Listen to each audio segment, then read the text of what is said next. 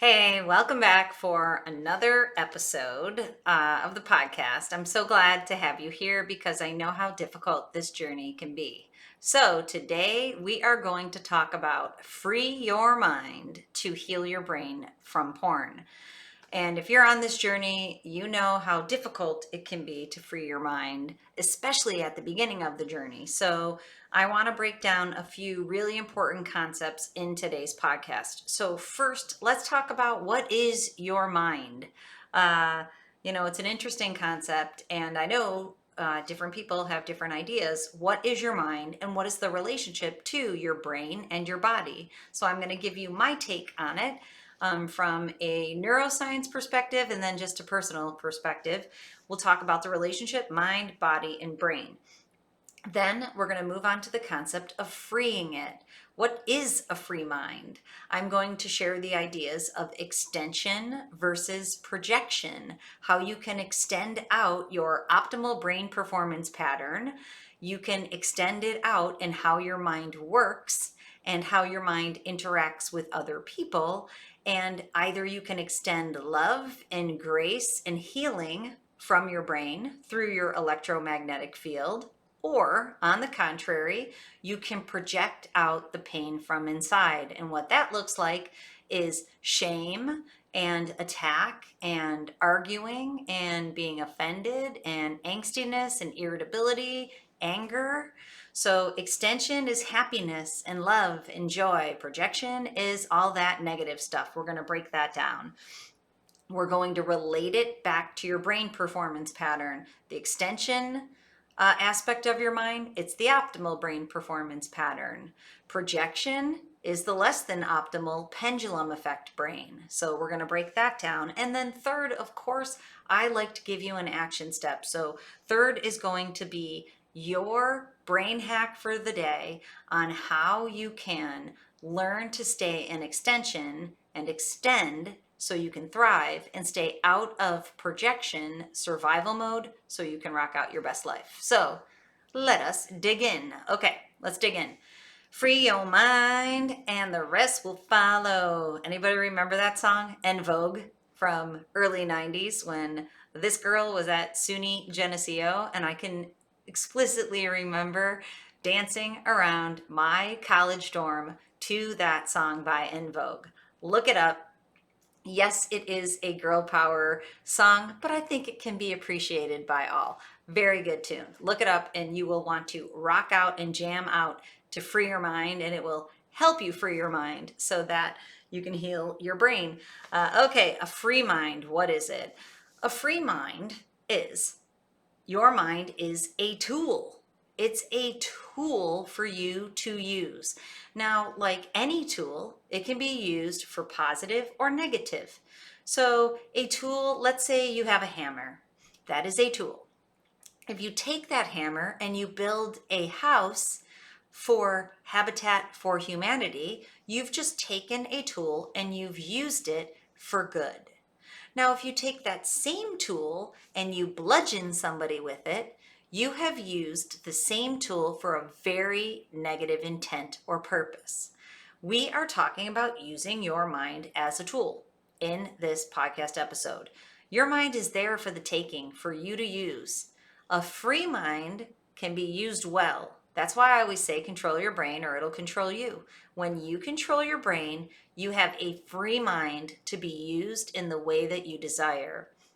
If you are wrapped up in an addiction or a compulsion, or your brain is controlling you, your mind is not free, unfortunately. So our goal is so you can free your mind, so you use this tool well.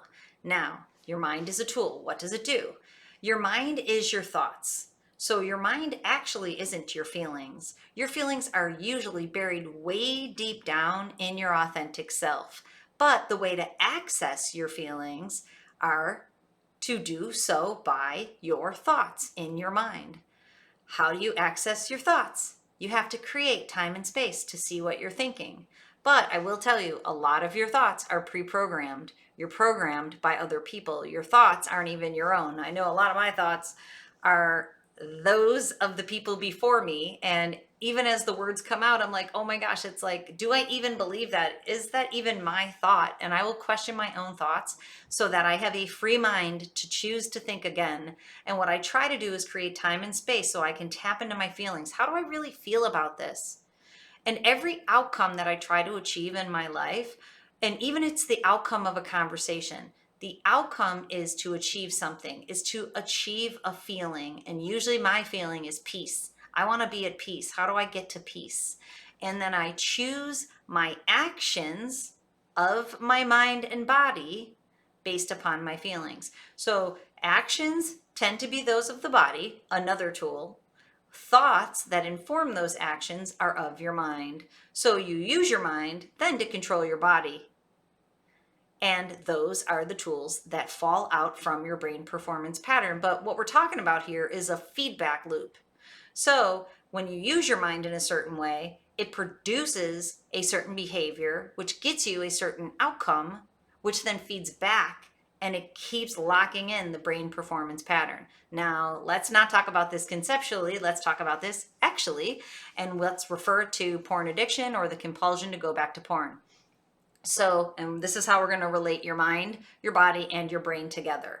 So, if you are wrapped up in compulsive sexual behavior disorder, that's what it's called in the International Classification of Diseases, the 11th revision, the 11th edition, the revision, 11th time.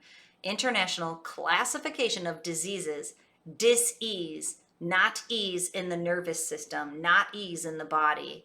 So, compulsive sexual behavior disorder is the compulsion to go back to sex to feel okay. And we know it falls within compulsions. So if you're wrapped up in a compulsion, it is so that you're using your body and your mind to soothe the brain performance pattern that is lying underneath.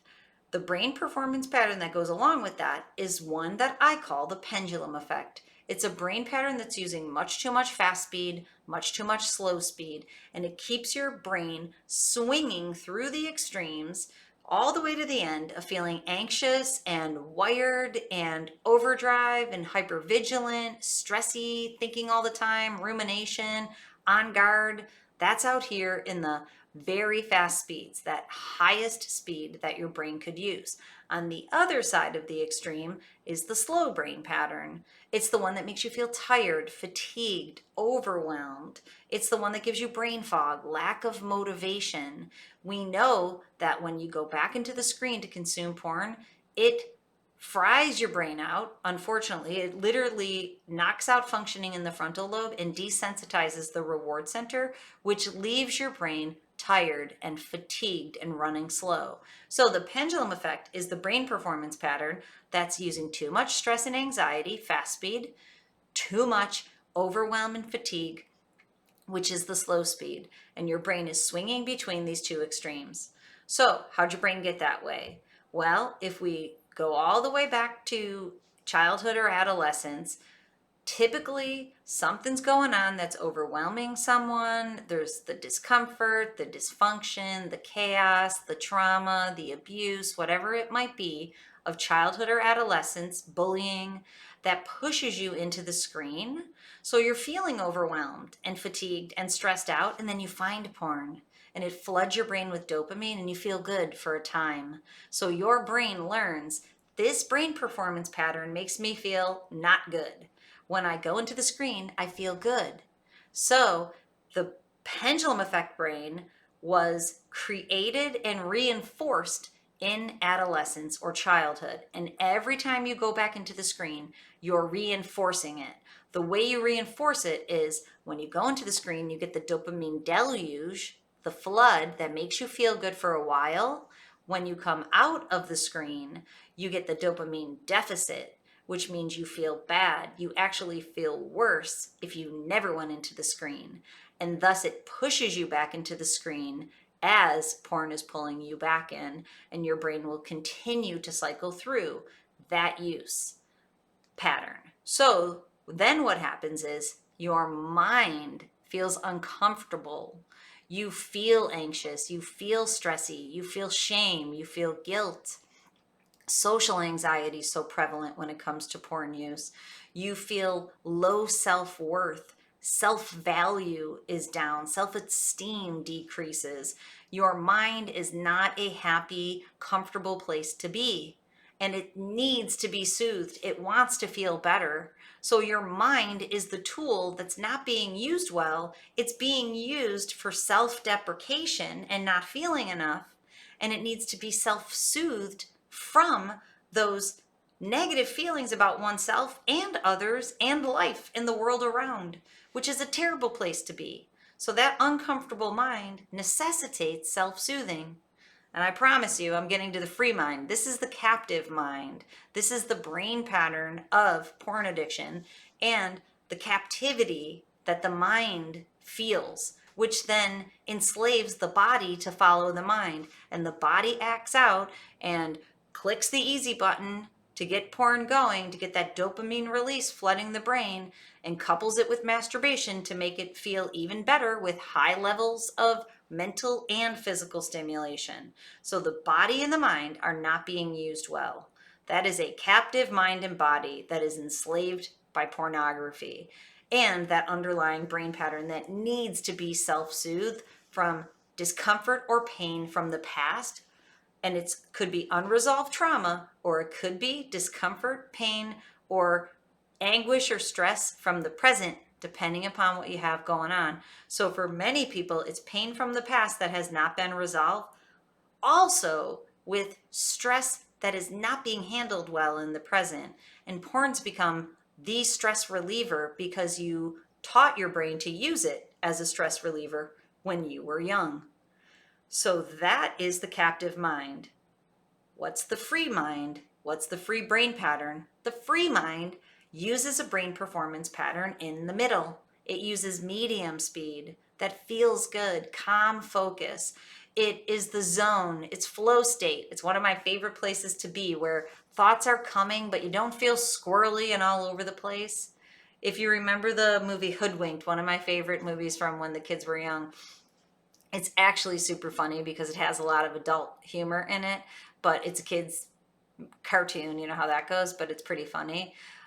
In there is a squirrel who is all over the place, and that reminds me of, the opposite of this free mind. A captive mind is bouncing all over the place like the squirrel who just can't get enough, and who's always overwhelmed, overstimulated, and he needs to be calmed down. And he also is looking for excessive stimulation. When your mind is in medium speed, it doesn't need that. It doesn't need to be calmed down. It doesn't need to be stimulated. It is calm and focused. That's a free mind, calm and focused. A captive mind is enslaved by something that calms it down and stimulates it simultaneously because it's out in the extremes. So a free mind is free to thrive and to be able to accomplish anything you want. So a free mind is what I like to call thrival. Yeah, I know it's not a word, but it's the opposite of survival. The pendulum effect, the captive mind, is in survival mode. So when you were young, you learned to survive, and you needed to survive when you were young. So you're captive to, I just have to survive. So here's one takeaway for today. Do you still need to survive? Are you still caught up in just surviving? If you are, you got to fix that. I'm sorry to tell you. And in my program, and what we've talked about here on this podcast before, is setting goals. And we really should I should get to a podcast. I'm going to write myself a note when I get done recording this, that we're going to talk about goal setting, because that is another way to get out of survival mode and get into thrival mode if your brain can handle it. You got to get your brain in the right place first to be able to get into thrival mode. So survival mode is, I just get things done at the last minute and I just keep surviving. And a lot of people think they have ADHD. They're just stuck in survival mode because that's what they've learned to do across their lifetime. And if your brain is stuck in the pendulum effect in the extremes, that's all it can handle. It can only handle surviving. And I'm going to talk in a minute a little bit further about that. When you're in thrival mode, you can be creative. You can implement new things. You can set goals and set small objectives and obtain them and feel great doing it. You're in flow. You're in the zone. You can work hard, you can play hard, you can go do all the things that you need to do in your life, and then you can come home and relax from it. It's amazing. That's the place I want people to be. But your brain has to be in that medium speed to be able to get into flow and into focus and to be able to implement those things. It has to come out of survival mode. Survival mode is a loop. It's just a loop. It keeps you spinning your wheels and it keeps you stuck. Thrival mode is an upward spiral, and it's an amazing place to be. Okay, so now let's think about survival brain mode, captive mind, versus thrival brain mode, which is a free mind, and what that has to do with extension and projection. So let's start with survival. And let's think about how survival mode, the pendulum effect, anxiety, overwhelm, how it creates the projection of shame and pain. So if you don't feel good on the inside, and especially if you had an 8-hour binge last night and you feel transparent, like people can see that on you, and now you show up and you have to interact with a new colleague at work who's a woman, you're having a hard time with eye contact, it's because of that feeling inside of shame and that feeling inside of pain, and you project it out from you, and it creates the behaviors of the mind and the body. You don't feel well, you don't feel like enough.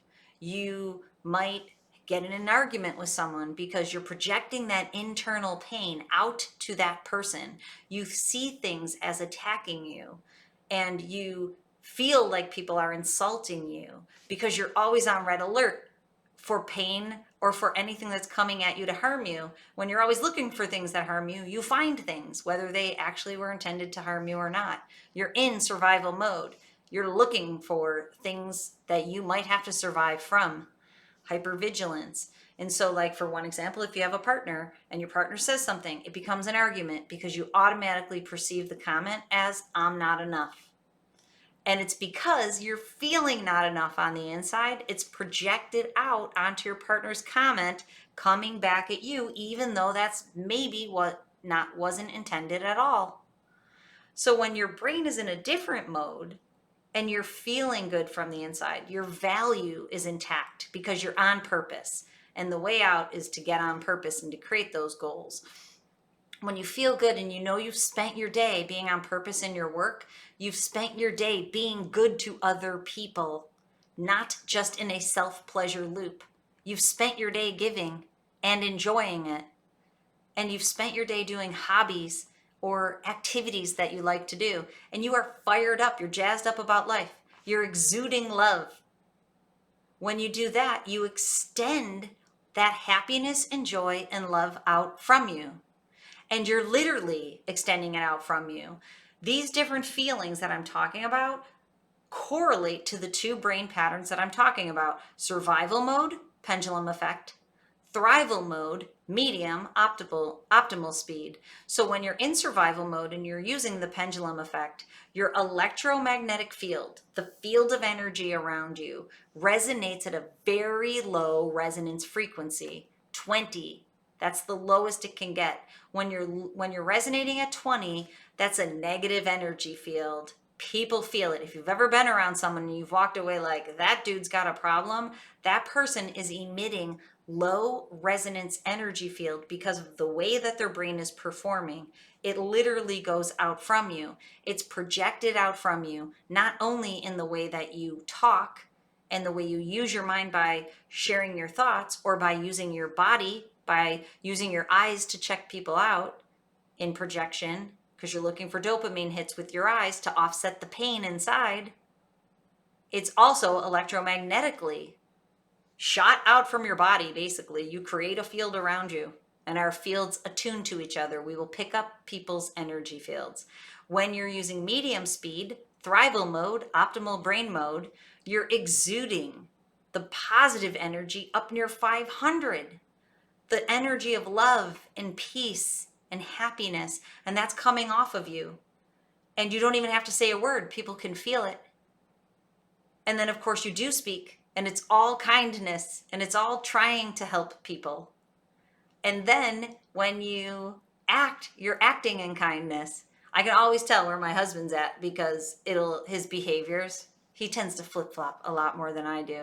So we were going up to our friend's house the other night, and historically speaking, there's a stop sign right in front of our house, but it's not like the busiest road. But we're the only ones who come up the cul-de-sac in our house. There's only a few houses on it, so a lot of the people just go straight through the stop sign, so they don't completely stop and they don't look in our cul-de-sac. So we have to be extra careful, because if you shoot out, people won't see you. So, when the hubs is in a good place, he'll take extra time. And actually, he just loves to do this, which might show where he is a lot of the time. But he shoots out, and then he's like waving to a guy the other night, a neighbor. He's waving a neighbor. I'm like, seriously, it's Friday night. You're waving a neighbor right now about this stop sign. Where when I pull out, and actually I do this everywhere, and my kids love it. They comment on it all the time. If anybody cuts me off, I'll go, hey friend. I call everybody friend, and now my kids do it. I'll go, hey friend, welcome to my lane, friend. Because if someone cuts me off, they'll be like, welcome to my lane. There you go. I'm happy to let any person in the entire universe in front of me at any time. Like, here you go. Welcome in. If you need to get into my lane so bad, I'm absolutely going to let you in to try to make your day better. That's extension. I'm feeling great on the inside, and I want everybody else to feel great. I am here to do what you need me to do to make you feel great. I'm here for it. That's my job in humanity, is to help you, because when I extend love, I am helping to heal other people's brains. That's why I'll tell people we can seriously heal the world one brain at a time. Now, as we move to the brain hack for the day, the brain hack is do what you need to do to get your brain to extension, to thrival, to optimal brain performance speed, because it will come off you in your electromagnetic field, and you will be able to use your mind to share love and kindness and happiness through your words and through your actions of your mind and your body. And then you will have the self-value. Now, this is something that's really important, is how do you change your mind? How do you do that? People ask me this all the time. Like, how do I change my thoughts? If my thoughts are pre-programmed from the past, how could I possibly change my own thoughts with my thoughts? Like, it's impossible to change distorted thoughts with the system that created those distorted thoughts. That's why joining a program is so important. And that's why I've created the program that I've created. And if you don't want to work in my program, just think of it this way. This is why you need a program. Because if you have your own thought system, you are your own teacher, and you're going to teach yourself the stuff you already know. I'm always in programs all the time. I have coaches. I join digital programs all the time, because I know I can't teach myself stuff I don't know. I need somebody else to teach me what I don't know. And it's amazing, because then I keep growing and transforming and evolving into the person that I want to continue to become. So you can't teach yourself new things. You don't know them. You need somebody else to. And so when I teach people in my program how to unwire those old patterns and that old programming, and to start questioning them, and to resolve the trauma of the past, to investigate, explore, integrate, process, and allow the dysfunction and the discomfort and the pain of the past to leave your nervous system, we create more neuroplasticity. When I teach people to use brain training, neurofeedback in the present to rewire their brain, and then they're able to rewire their brain with their mind and their body, and this is what I'm getting to, through action steps. You have to take new action steps, because then you can think differently and behave differently. New action steps to rewire your brain to keep moving in the right direction. That's what I do in the rewire section of my program. In my program, we have the hardwire section to create goals, which I am going to touch upon still just in 1 second, to create goals to move forward and to anchor into the future, so it can pull you forward, so that you can hardwire your brain into that optimal mode. So now, if something negative happens to you, negative's just a perception. And the coolest thing about perception is it exists on a continuum from really negative to really positive. Any negative thing can fluctuate up to positive. Somebody cutting me off, I try to have empathy. I try to think that person is having a rough day. They need to cut me off abruptly. I need to help them out so they can have a better day. So I can help heal their brain and help send them in the right direction. Which I don't think I talked about it. Did I talk about it on the podcast yet? Where my husband's car broke and two guys, I keep meaning to put the picture on Instagram. I got to do it. Two guys just stopped and helped him with, I think I did talk about it last week, helped him with his car. Like, humanity's good. Ultimately, people are good. They're doing the best that they can. But on any given day, there might be a wounded soul who's not using the best brain pattern, isn't making great choices of the mind and the body, and cut them a break. And when you cut them a break, you help to heal them because you're extending that positive brain pattern. Okay, let's move on just for a minute to goal setting, and then we'll wrap it up for the day. Is that setting goals? When you think about goals, and in my program, we break down, I think it's 11 different areas of goal setting. And the goal setting isn't necessarily to become overachievers, to go from underachieving to overachieving. That is definitely not the goal, because I'm not trying to breed a bunch of overachievers. What I am trying to do is to help people figure out who their authentic self is and have the courage to be that version, to be on purpose, and to be well intended of the you that you want to be, that so many people aren't being. And I know for me, I am constantly learning about old patterns that I am still using, that I don't want to use, that I don't even know I'm using. And my mind is literally blown all the time as I continue to do work. And I'll be like, oh my gosh. And then you know what happens when I learn about these patterns? It stirs the pot. And when the pot gets stirred, then I get motivated for change. And then I have to have the courage and move towards it to make the changes, because changing your patterns is really hard once you learn about them. You have to change it through consistent action steps. So one example is my coach, actually, whom I really enjoy working with. And you know how coaches go? Sometimes it's like absolutely off the charts. Other times you get a little ditty, you get a little bit from them. But my coach recommended a book, and it's on finances and organizing your finances for business. And I'm pretty good at that, but there's a couple things I'm not doing. And then I realized that the things that I do are because of the way that my parents manage money. And then thinking about my hubs, he manages money completely different than I do. And I was thinking that a lot of the challenges that we have in our relationship, not that it's bad, it's just, it's not like we have challenges or fights about it. It's just that there really is an incongruency in the way that we manage money. And it does go back to personality types, which I teach people about in my program. So I'm a type 5. Type 5s have avarice. So basically what that means is when I make money, it's difficult for me to spend money. So I definitely teach my kids value purchasing. I don't spend a lot of money on myself. Very difficult for me to do that. I have to force myself to buy myself treats, because I'm always telling you, if you want to keep achieving what you're achieving, you have to reward yourself. So I have to force myself to reward myself so that I keep moving forward, following my program. And I love to work. I work all the time. So I work really hard and I don't spend money. My husband loves to play. So he works hard, of course, but he's not an overworker, and he loves to spend money. He's an 8, and personality types 8s like to spend money on physical things. So he likes to have a nice car. He likes to buy expensive stuff.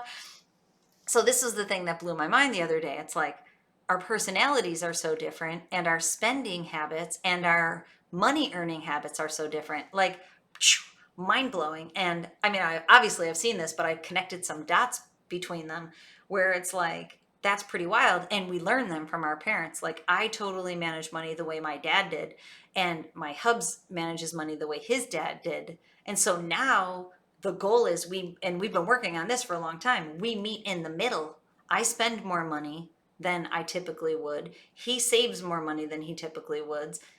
I work less than I feel like I want to. He works more than he feels like he wants to. And we end up being a really good pair because we are constantly, not one and done, but constantly pulling each other out of the pre-programmed patterns of finances. I thought that was pretty interesting. As I'm organizing the last little bit of my finances, I'm like, wow, that is really crazy. And honestly, you know what I was thinking about, which is totally too much information, but here it comes, is that I was thinking, like, as we plan towards retirement, that's a weird place to be in, because in retirement, do we just keep spending a lot of money like he likes to do? Do we save more money than I like to do, or do we keep going in this way? So I'm like, that's kind of interesting, thinking about having to plan for retirement with two totally different spending styles, where right now we both have our own businesses, so it's a little bit more segmented. Food for thought there. Little too much information, but that's okay. Hopefully it makes a good point. Because, you know, when you're talking about these things with your partner, like navigating these stressful things with your partner, that's part of the deal. So, and I've been coaching people this week about this, saying approach your partner and start talking about this thing that's important to you but isn't important to her. Let's start talking about it. And you know what it's going to do? It's probably going to frustrate her a little. Is she going to die? No. Are you going to die? No. Is it going to create a little discord? Probably. Can you handle it? Absolutely. That's what I got going on right now. But that's okay, because you know what it's going to do? It's going to move me to the other side, and I'm going to continue to have the growth, and I'm going to have better understanding about what we can do in the future to stay on the same page. So it's pretty cool. And so kind of one more analogy when it comes to extension and projection is, and we're going to do another financial analogy, which I had planned, is that I heard this a long time ago, that when you interact with people, you can think of it like a bank. So, and I thought of this because I always try to deposit in other people's accounts. So when you walk up to a person or you have an interaction, you can either deposit in their account or you can make a withdrawal. And the choice is always yours. But I will tell you, going back to control your brain, is that it's difficult to make the choice to deposit if you don't have that feeling of self-esteem and self-value, and you're not having that feeling of calm focus, exuding joy and happiness coming from you. It's very difficult to deposit if you're in a bad place. When you're in a bad place and you're using the pendulum effect brain pattern, you end up withdrawing from other people's accounts. So now you're interacting with people and you're cranky, and you yell at people and you correct people and you stay away from people and you don't add to their lives. Those are withdrawals. So if every time you interact with a person, you're giving them some crap, or you're being a jerk, you're making a snide comment, you're irritable, you are correcting them, guess what? You're withdrawing. If every time you see your kids, you yell at them, you're withdrawing. So here's the action steps for today. Think about people and your interactions with them and how you're using your mind. Use your mind to extend, to deposit into their bank account, to their emotional bank account when you see them. Don't withdraw. If you withdraw, if you walk up to somebody and you give them a comment, actually, I was standing in line at the store the other day, and there was a gentleman, and he was explaining something to another worker. He wasn't training them. He was just explaining something for a second. The lady in front of me said, "Is this a training session?" In a real, snotty voice to the two of them. And the gentleman's like, "I'm just explaining," the gentleman who's working, "I'm just explaining something to him, ma'am. We'll be right with you." And the woman goes, "Are you having a training session on my time?" That's a withdrawal. That gentleman's teaching the other gentleman something for 1 minute. Of course, when I get up there, I'm like, "Hey, how you doing today?" And they go, "Pretty good. How can I help you?"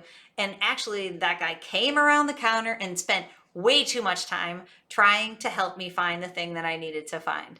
And I was with my son, who's like, "How do we lose this guy?" And I'm like, "He's here to help us, man. Let's just go with this." And it was really cute. But because he met my energy, which is good, and he just had a negative experience, he's trying to get all he can get from having a positive experience with me.